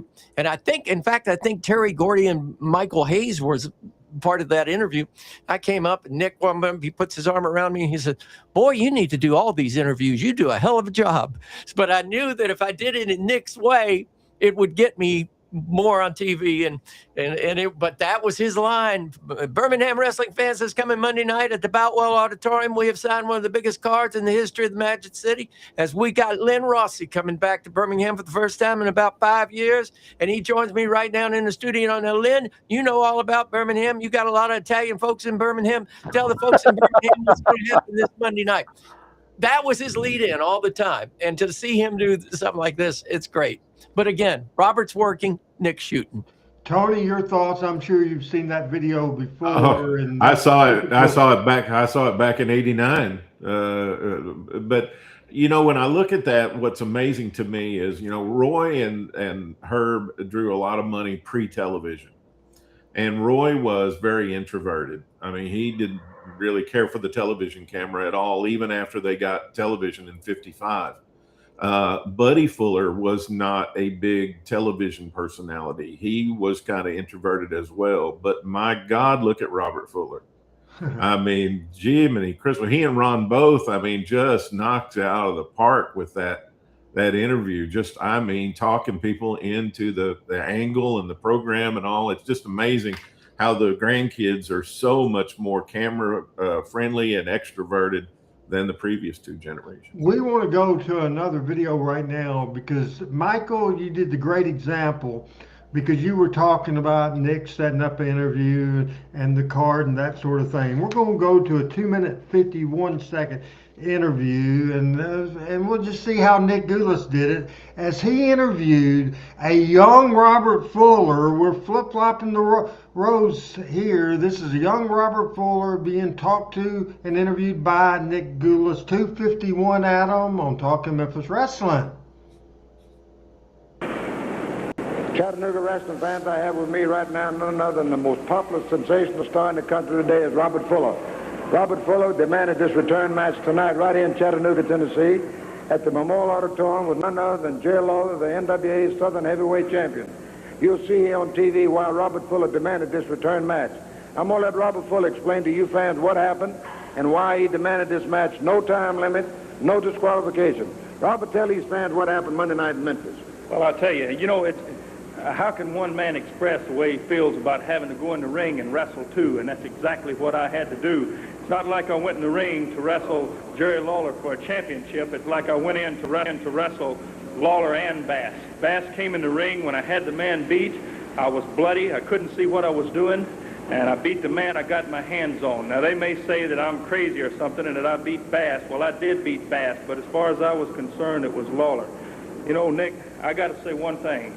You know, I've traveled around a lot, and I'm a young man, but my father wrestled and his father before him, and I got great admiration for the wrestling profession. And a man like Jerry Lawler and a man like Sam Bass, they don't belong in this profession. I'm coming over to Chattanooga Saturday night. That's tonight. That's right, tonight. I'm coming over there to take care of a job, and that job is to wrap that Lawler up as quick and as fast as I can. If Bass sticks his nose in again, then I'm going to hurt him. I'm sending him to the hospital. You might as well figure that one of us guys are going to the hospital, me or him, because I've asked for the match, no disqualification and no time limit. That's what we've got. And I'm telling you, I'm not quitting until the man beats me half to death, because I'm sending him to the hospital or he's sending me. I'm going to win that match. Well, Robert, I know one thing. You didn't know what happened because you was practically blinded from the blood flowing on your eyes. You had pinned Sam Bass. You had thought you had pinned Jerry Lawler. When you got up, you threw Lawler over that top rope. The referee turned around and awarded the match to Lawler on an automatic disqualification, which I think was wrong.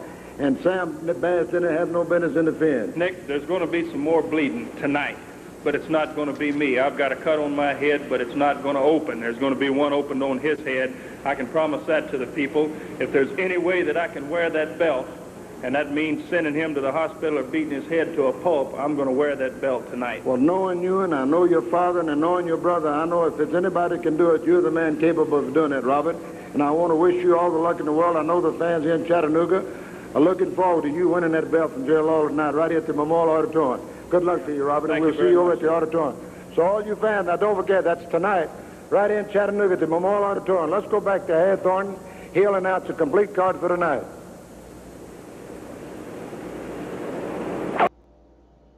Michael, your thoughts on Nick, and that interview. Real quick thoughts. You know, you were talking about Roy being shy on camera. Nick never met a camera he didn't like. That was the fact of it. And he was good. I mean, you listen to his pitches, he's selling. He's selling 100%. So every time that's close to my heart. It made my heart beat a little faster just hearing that and seeing that promo, because that was so typical of how Nick sold the territory and got the territory over to the fans. Textbook. Pat? I love that too. I mean, I love it too. Tony? I mean, he pushes you in there. Yeah, I mean, you talk to guys in Chattanooga today. I mean, some of them are my friends, and they got such fond memories of Nick and how that was Nick's town. And I just I love that. I'd watch 25 million hours of that before I'd watch anything on television today. I want to say hello to my friend Angela. Angela sent me a very interesting video she put together. She attended the 2017 Memphis Wrestling Hall of Fame ceremony at the Jerry Lawler Bar and Grill, and she did a quick little thing, and we'll show that at the end of the show today. But earlier, Tony was talking about something that I wanted to follow up now, as we were talking about 1975, and Jerry Lawler was fired by Jerry Jarrett. He went away. That's what happened. They came out of 1974, the biggest attendance in the history of Memphis at the Mid-South Coliseum. Lawler was hot. Lawler no show to town, Johnson City, Tennessee. Jerry Jarrett fired him.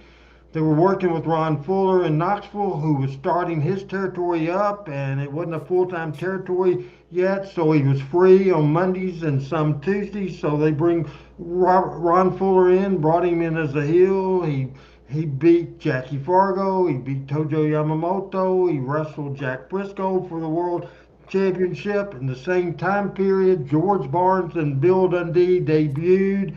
It was Bill Dundee's debut in the Tennessee territory, and he came in with George Barnes. In a period of time, they brought in another guy they said was Australian, Johnny Gray. Again, Tony mentioned this. We're going to show two matches, Dundee and Johnny Gray against Robert Fuller and Buddy Fuller. Then after that, we'll come back with Barnes and Dundee against Ron and Robert Fuller. This first video, 5 minutes and 22 seconds long, from the Mid-South Coliseum in Memphis, Tennessee.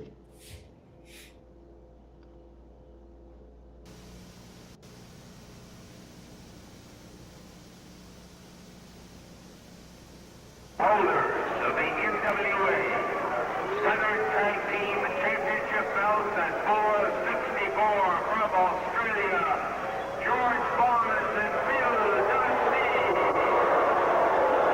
In their corner, also from Australia, John Gray. Their opponents tonight, introducing first, from Atlanta, Georgia, way again, at 240 pounds, Robert Fuller. His partner, the holder of the NWA Southern Heavyweight belt, at 255 from Florida, Ron Fuller. And the other corner, representing them in the corner, is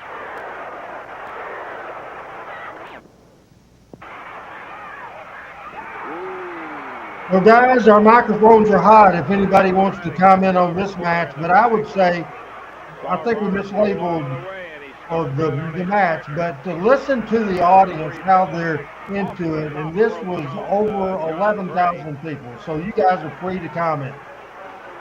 John Gray at the 5-minute mark comes off the top rope and lands right astride Robert Fuller, and he's in trouble now. Wow! A quick reversal. Great jackknife. But Lance called it the original name, the jackknife. I was always thought it was the small package. Yeah.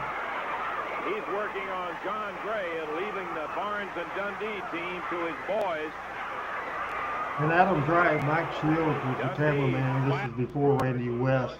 Ron Fuller is just a big old dude, and this is just nothing but a brawl here.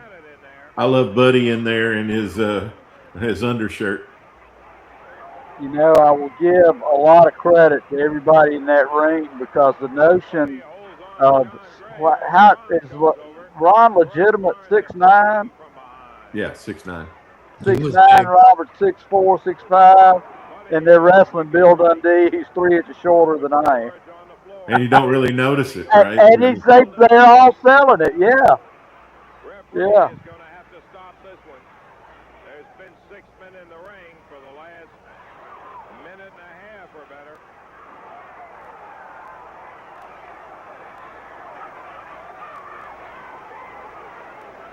Memphis brawling, nothing like it. Legal, but the crowd is really getting a kick out of it.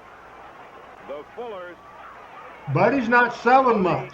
No. With John Gray, Robert with George Barnes, and Ron over on Bill Dundee. Adam's asking who the referee is. I can't really tell. Is that Bill Mack?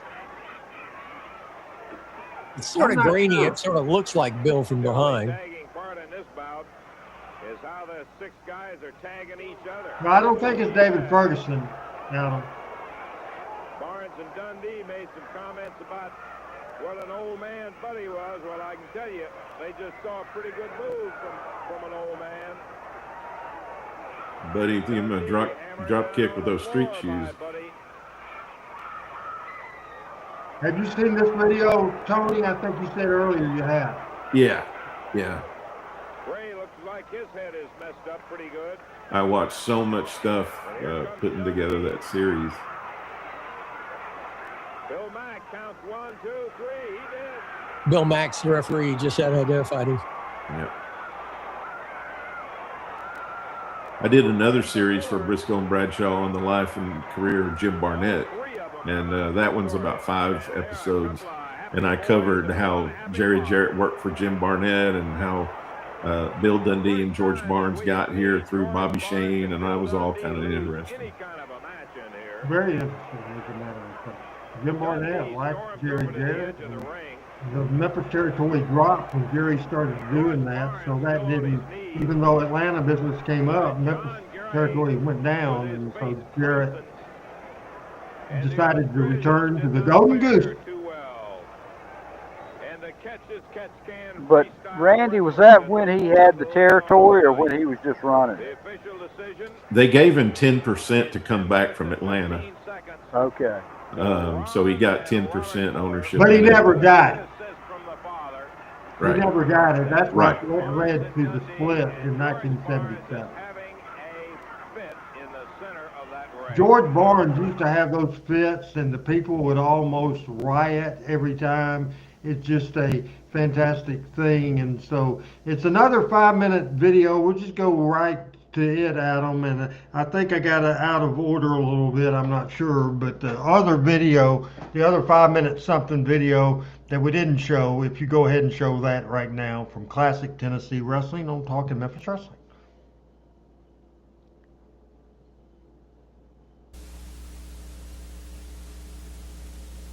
Holders of the NWA Southern Tag Team Championship belts at 464 from Australia, George Barnes and Another Bill star at Dundee. the Hilltop Ice Cream in Memphis, Tennessee. In their corner, also from 1975. Australia, John Reed.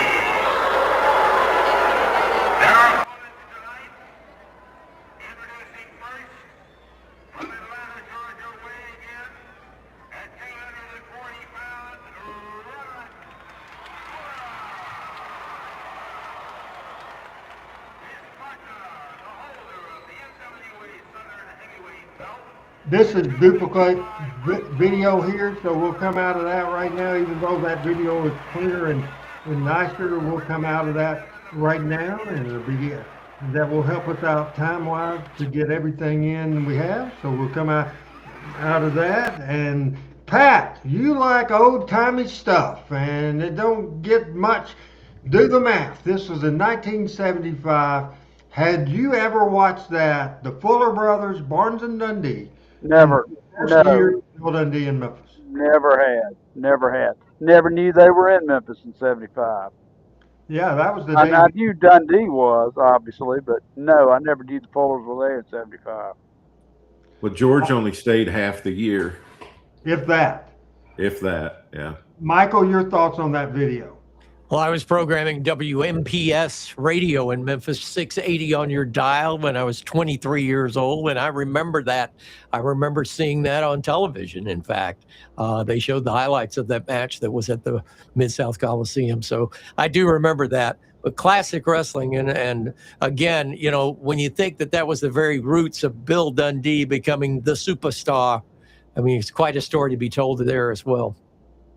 No doubt about it. We'll do our final segment in just a minute, and we'll get to you, people. I think everybody enjoyed Tony Richards being with us today. We want to make sure he explains in a few minutes how you can find his stuff. As this show is built upon Memphis wrestling history, we expanded that today, and we went back further than me and Pat, but we went way back, and it's been such an interesting deal. And real quick, we're going to get out of whack, Michael. Just a quick answer here. Frank Seaton, my buddy from Jonesboro, lives in Northwest Arkansas. He wants to know, Michael, we have two radio guys here, Tony and Michael. So I'll ask you both. First of all, Frank wants to know, Michael, quick answer. Did you ever work with Rick Dees? And you've told that story before, but I'll let you answer. I worked opposite Rick in Birmingham. He took a powder and went to Memphis to WHBQ. Went over to WMPS, became a #1 hit record maker, played his song on the air, and Plow Broadcasting fired him. Who did they hire to take his place? Thank you. Michael said, John. How about you, Tony? Did you know Rick Dees? No, I was aware of him when he was in Memphis, of course. I think at WHBQ, wasn't it, Michael? And well, he started out at MPS, and then when MPS fired him, they only had a 90-day non-compete, and 90 days later, he's kicking this young boy's ass. And then after that, of course, he went out to KTLA, and he had a nationally syndicated top 40 countdown show. But Right. He was at Kiss FM first. He was 102.7 Kiss FM when he left Memphis, and was the #1 morning show in Los Angeles within a year's time. Yeah. And I got reunited when I was in LA. We played golf and had dinner in Toluca Lake. He lives still. He had a house then in Toluca Lake. Got a beautiful home, by the way, in Danville, Kentucky now. I mean, the radio groups that I ran back in the day, we had a really strong association with Memphis because we raised a lot of money for St. Jude. But I never got to meet Rick. Very interesting stuff as we talk a lot of radio. Obviously, Michael St. John, we stream live on the Fun Media Group, both your Tennessee stations and your Alabama stations. Fun Media Group, always try to keep up with what's going on there in the Fun Kingdom, and you can check out fun927.com, funradio.com, or the Fun Radio app that has every one of Michael's stations. I want to break away from our subject of today, our great subject, because my friend Angela in Mississippi happened to be in the audience for the Memphis Wrestling Hall of Fame. She took a phone video and then talked on her phone and said, put me together this, I don't know what's it called, TIISFU, I don't know what it is, but it's a quick 58-second video, and we went with Memphis Wrestling Hall of Fame. My first class was 94, went to 95, and didn't do it again till I worked as the director of operations and the general manager of Jerry Lawler's Bar and Grill, 159 Bill Street in Memphis. We did this great event, 2 events in April. The first class was we put in Lance Russell and Dave Brown as a team. We did that 1 week. 2 weeks later, we did this, and my friend Angela, bless her heart, she did this great video, quick video of 58 seconds, and we'll watch this right now. Comment, then we'll wrap up the show with final comments. It's been a great show on Talking Memphis Wrestling. Here's this video, 58 seconds.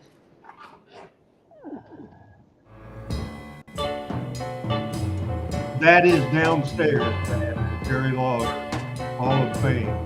Beautiful Bobby Lawler and his Superman stuff. This was a meet and greet with Doug and Bobby Eaton. Took a Ware there. This should be fun as we get ready for this question and answer session. Baxter of this event, Jimmy Hart and Jerry Lawler did a meet and greet. Great stuff Jimmy there. Hart, yeah. Great stuff.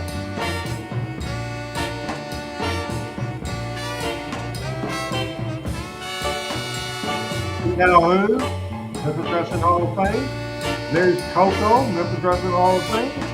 Little RH right there. Presenting the Gilbert now. Superstar Bill Dundee. Here comes Brian Christopher. My favorite shot. No, that's not my favorite shot. The one with me and Brian, that's one of the Lawler sons that I happen to like, but that's a great video. Pat, what did you think about that from 2017? I tell you, that was a classy joint back in the day. No doubt about it. Michael, was that fun to watch? That was fun to watch. It was even more fun to listen to that music. That was sort of the Memphis bluesy kind of thing. That was well done. Well done. Angela did it all. Appreciate it. And how did you enjoy that? A little look at class number 3 of the Memphis Wrestling Hall of Fame in 2017. Tony? Yeah, that was fantastic. I mean, I love every Hall of Fame out there. I support it. I mean, I just think anytime we can honor guys that have given so much to us and in the business, we need to honor them. And so it's great that Memphis has a Hall of Fame. What if Adam can get to it quickly, try to find the graphic of Michael St. John being put in the great video. You might have that plaque. I don't know if you keep it at the radio station or keep it in your house, but Michael, or Adam, if you can find that video, or not the video, if you can find that picture of the plaque, and you can go to MemphisWrestlingHallOfFame.com, MemphisWrestlingHallOfFame.com, and I encourage you to do it, Tony, and check out everybody we put in over the years for sure. Now, we're rounding third, a little baseball analogy. We're headed home. We're ready for the home freaking stretch of a great classic talking Memphis wrestling. And the first thing I want to do is the person certainly that started with Tony watching the show and contributing on comments, Pat reaching out to Tony, Tony reaching back, and Michael talking to Tony, and finally me on the air said, I want to have you on the show. Tony reached out to me, but it originated, may get you in trouble, Pat, but you'll take the credit for that because this is a classic thing. And Michael St. John Adam Dunn always comes through for me. The 2024 version of the Memphis Wrestling Hall of Fame. There he is right there looking fine as... Ain't AI great? Wine is expensive wine. Michael St. John, talk about that in a minute. But Pat, your thoughts on the show today, and I give a lot of credit to you for twisting Tony's arm. It's been a great show, fantastic show. Your comments.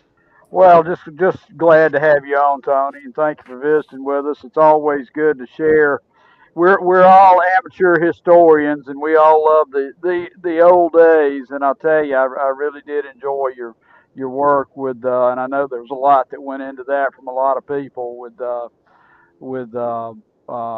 Briscoe and Bradshaw. But just thank you for sitting with us tonight. It's been fun. You bet, man. I've had a great time, and I appreciate you making comments and reaching out to me and our little exchanges that we have. And it's always good to know, man, somebody out there likes this stuff, you know. Hey, I will smarten you up, Tony. Nothing happens on this show. It's my contract. It's right over here. My multi-million-dollar contract with Michael St. John. He insisted, this is the Radio Hall of Famer insisting on creative control. Because I write the show every week and I sent you notes. It's in the contract that says Michael has refusal of any creative that I come up with. Michael gets the credit for green lighting the show. Am I full of shit, Michael, or am I full of shit? Your comments about the tremendous history show we've had today before we give Tony his last chance to do his plugs and that sort of thing. Your last day. I'm just thankful to goodness that you said green lighting instead of gaslighting. You scared me there for a second. Listen, I got to know Tony and work with him in the radio business. He is a great radio mind, and he loves that industry as much as he loves wrestling, and he's put them both to work for an outstanding career. A lot of respect to Tony. We have mutual respect for the Zimmers, for the Zimmer brothers and the Zimmer family who allowed us to do our magic in our radio stations when we were working there, and with Jerry and John and Tony. I'm going to share a little thing with you. The day I bought the radio station here, and Jerry, I talked to Jerry, and he and I forget our chief engineer for the whole chain, but he was a really good guy, and he came to me and he said, Jerry wants me to give you this, and he had a big box, heavy box. Was it Dave Obergainer? Yeah, Dave, yes, Dave. And he gave me a extender chassis for an Optimod 8100. You know what I'm talking about, because I couldn't afford it. And he said, we've gone to new processors, and I think this one may have come out of Jeff City. And he said, Jerry wants me to give it to you. And I said, well, make sure, Jerry, you will send me an invoice for what it costs. Never got the invoice. Right. Never got the invoice. Great people, great family, and I had a big influence on what is known as Learfield today, back in the day when you and I were with them. You bet. Yeah. I went to work there in 92 and got to be really good friends with their father, Jerome, who started the company in 1956 down in Dexter, Missouri. And I had the honor of doing Jerome's eulogy at his funeral and had a nice career there. Hey, guys, listen, in 1979 and 1980, I was putting up an antenna outside my house just a couple of yards this way, and I was trying to tune in Kicks 104 in Nashville, Tennessee, because that was programmed by Michael St. John And I was a young, aspiring, wannabe program director, and I was trying to learn everything I could just by listening to his station. So Michael had success everywhere he had, from he sure Memphis did. to Nashville to Birmingham to LA to Seattle to all over the place. Fantastic radio programmer. So When we bought that station in St. Louis and Michael was there, I called him the first day. I said, "Hey, I just want you to know how much I admired you." Well, and how much influence you've had. Even though you don't know it, you've had great influence over me, and I'm just so happy to be working with you. So, well, the feeling's mutual, Tony, and I've got to say you've done a wonderful job as a wonderful historian for the wrestling side of our world and our business. You guys talking about me like this, are you guys doing auditions for my eulogy at my funeral? I just no, I'll knock you on that too. You better tell your Melanie not to get Randy Hales to be talking about you. I'll try to be funny and tell some stuff. Let's wrap this up and rapid fire. Thank you, Tony. Stuff. The first thing I want to ask you, if people want to follow you social media wise, find all the great stuff that you have, tell them how to follow you on social media. Yep. First thing. Yeah, so most of my wrestling stuff is on X. It's at Tony Richards, the number 4, Tony Richards 4. And I don't know, I post 10, 11, 12 times a day, various historical type things. Usually it's a salute to a wrestler that's passed away that day, or maybe it's a newspaper ad from a card, just a bunch of different things, whatever I can come up with and think about. But, you can follow me there, and then you can come to our Substack and subscribe to our daily pro wrestling history newsletter, the Daily Chronicle, and that'll end up in your email box every day if you go and do that. And how if do you you want find that? Yeah, you just go to Substack and you search for Pro Wrestling Time Tunnel, and you'll find it. And that is great. The next question that I wanted to ask you, again, rapid fire, if you would like to stay on time here. Yeah, of course. And the question is, how did it come that the great podcast, Briscoe and Bradshaw, how did they come to you?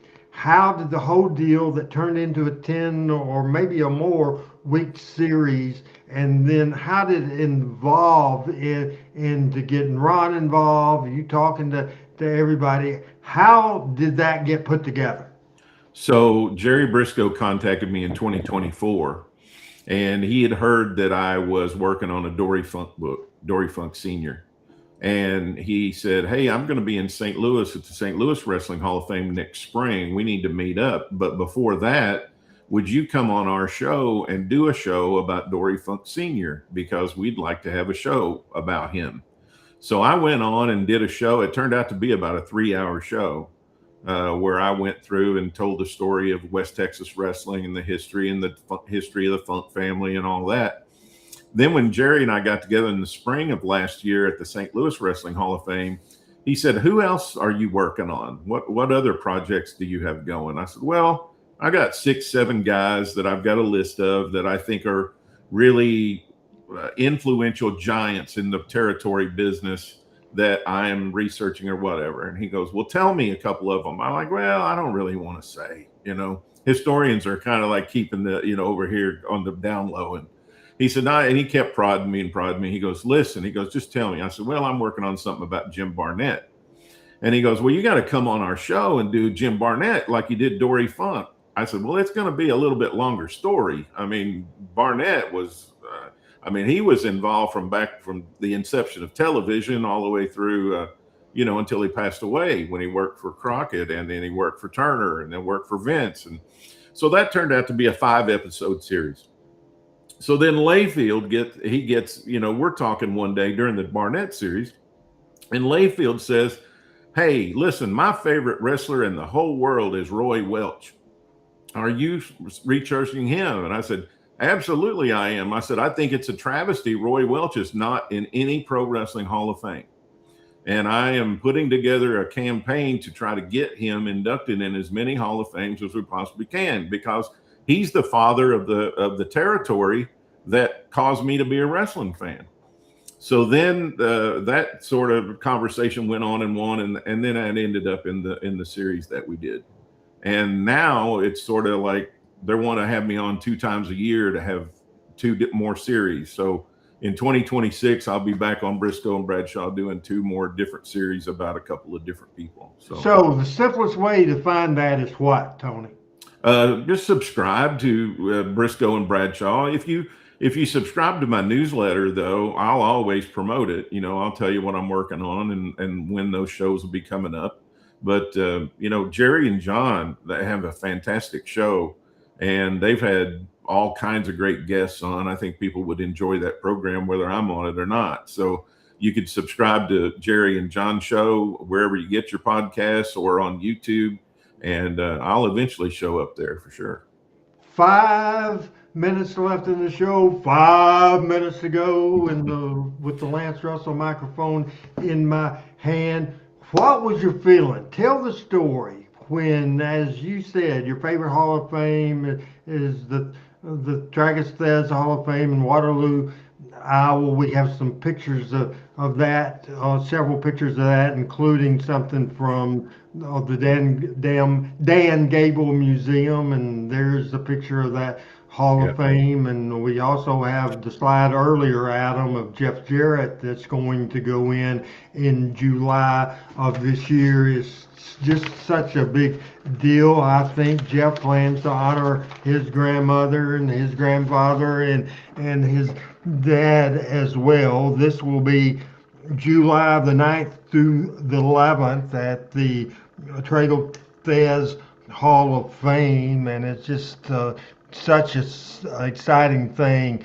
The Journalist Award is the Jim Melby Award. How did you find out, and were you floored with about 5.5 minutes left to go in the show? Oh my gosh, yes. I mean, I was sitting at the Hall of Fame last year. My very close friend Tim Hornbaker got the award.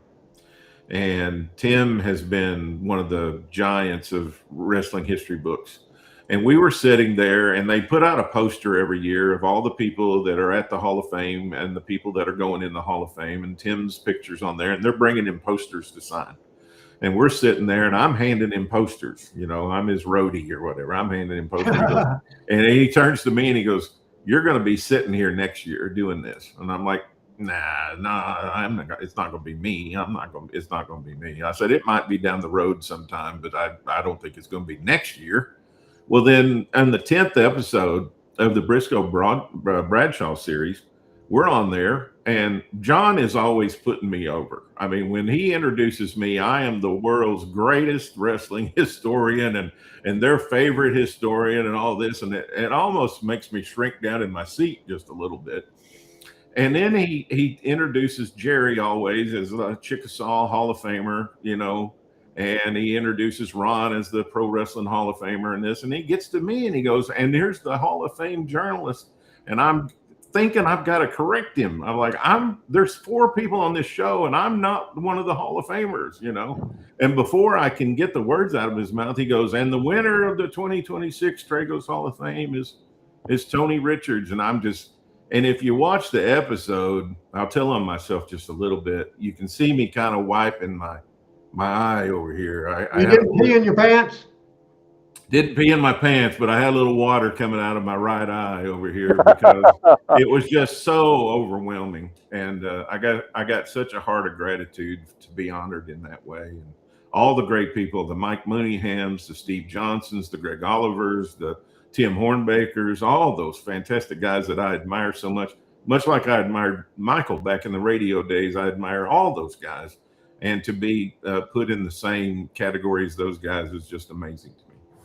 Well, this has been, I stole Corey's line, and I don't even know what the hell it means, a plum-pleasing pleasure. He said that once on Power Pro Wrestling, and I've stole that a million times. I don't know what it means, but I think it flows good and sounds good for sure. Tony, this has been a pleasure. I would like to get you back again, especially when you have other great information. I'm fascinated on your next look, and when that happens, we'd certainly like to have you back. I appreciate you supporting this show. I did final comments once. I'm going to say bye to everybody, and I'm going to let Pat do his thank yous to Tony, then I'm going to have Michael end up officially closing out the show. But again, for me, Tony, this has been a pleasure. Great show, great numbers, great feedback. And now, word from Pat, then Michael, get us out of here. Well, I feel like we've been sitting around a wrestling campfire tonight, and that's good wrestling talk. And Tony, thank you for taking the time to visit with us and sharing some great old history. I mean, we don't those that forget the past are doomed to repeat it, and we certainly want to live through this era of wrestling as long as we can. And the more we talk about it, the more stories we hear, and the more people like you that research it and find stuff out, the better it is for all of us. So thank you very much for being with us tonight. You're welcome, and I hope we can repeat some of that stuff, someday. But I've been just had a great time here tonight. Thank you so much, Pat. Well, thank you. Well, Pat, I thank you for what you've done in helping bring Tony to the show, and of course, introduce the audience here to Tony and the wonderful work he does. Like I said earlier, I'm in great awe and a great respect for this man, for not only what he does for professional wrestling, but what he's done in the broadcast business as well. It's an honor to announce him as a Hall of Famer. That is great. You've just got to make me one promise, Tony. If we end up doing a live show in Waterloo, which I'm hoping comes together, you got to be a guest. Oh yeah, I'd love to. I hope you guys can be there. That would be wonderful. As many of my good friends that can be there would be a great thing for me, and I'd love to spend some time with you guys there. Well, Bo James is pushing us too, so we've got to put this thing together. He don't take no for an answer, Bo don't. I'm telling you, and by the way, I don't know if you've met his wife, but he outkicked his coverage. Oh, no, but I've seen their pictures on the internet. So and she can go in the wrestling ring, let me tell you. Good. So That's I got wonderful. to see her wrestle in Tullahoma. But anyway, thank you, Tony. Thank you for your time. Thank you for your wonderful work. And thank you because what writers do, coming from a dad that worked at the Huntsville Times for 43 years, what you put in print never dies. What may be said on the internet, what may be said in social media terms, we don't know the outcome, but print never dies. And for what you've done for professional wrestling. And thank you for being part of this show as well. It's a real honor and a real pleasure to work with you once again. Well, thank you, Michael. And I will have you over to the time tunnel sometime. And thank you so much for having me tonight. This is the best way to spend the evening with friends and talking old wrestling. And Pat, hey, on an old campfire with all those wrestling guys talking, I hope the audience enjoyed it as much as we do. Thank you, Tony. Look forward to seeing you. All right, on behalf of Talking Memphis Wrestling and everybody all around the world, from Thailand to our friends in South America, from everybody in Butcher Holler, all the way over to the Boot Hill of Missouri and up in Kentucky. Thank you so much for being a part of this, and for all us folks in Alabama. It's warmed up. Thank God. We'll see you next Tuesday night. On behalf of the founder, the owner, the creative genius behind all of this, the immortal Randy Hales. For Pat Trammell, Michael St. John, Tony Richards, Adam Dunn producing, awesome as always, part of our fun family. Thank you for being with us. We'll see you next Tuesday night right here on Talking Memphis Wrestling. So long, everybody.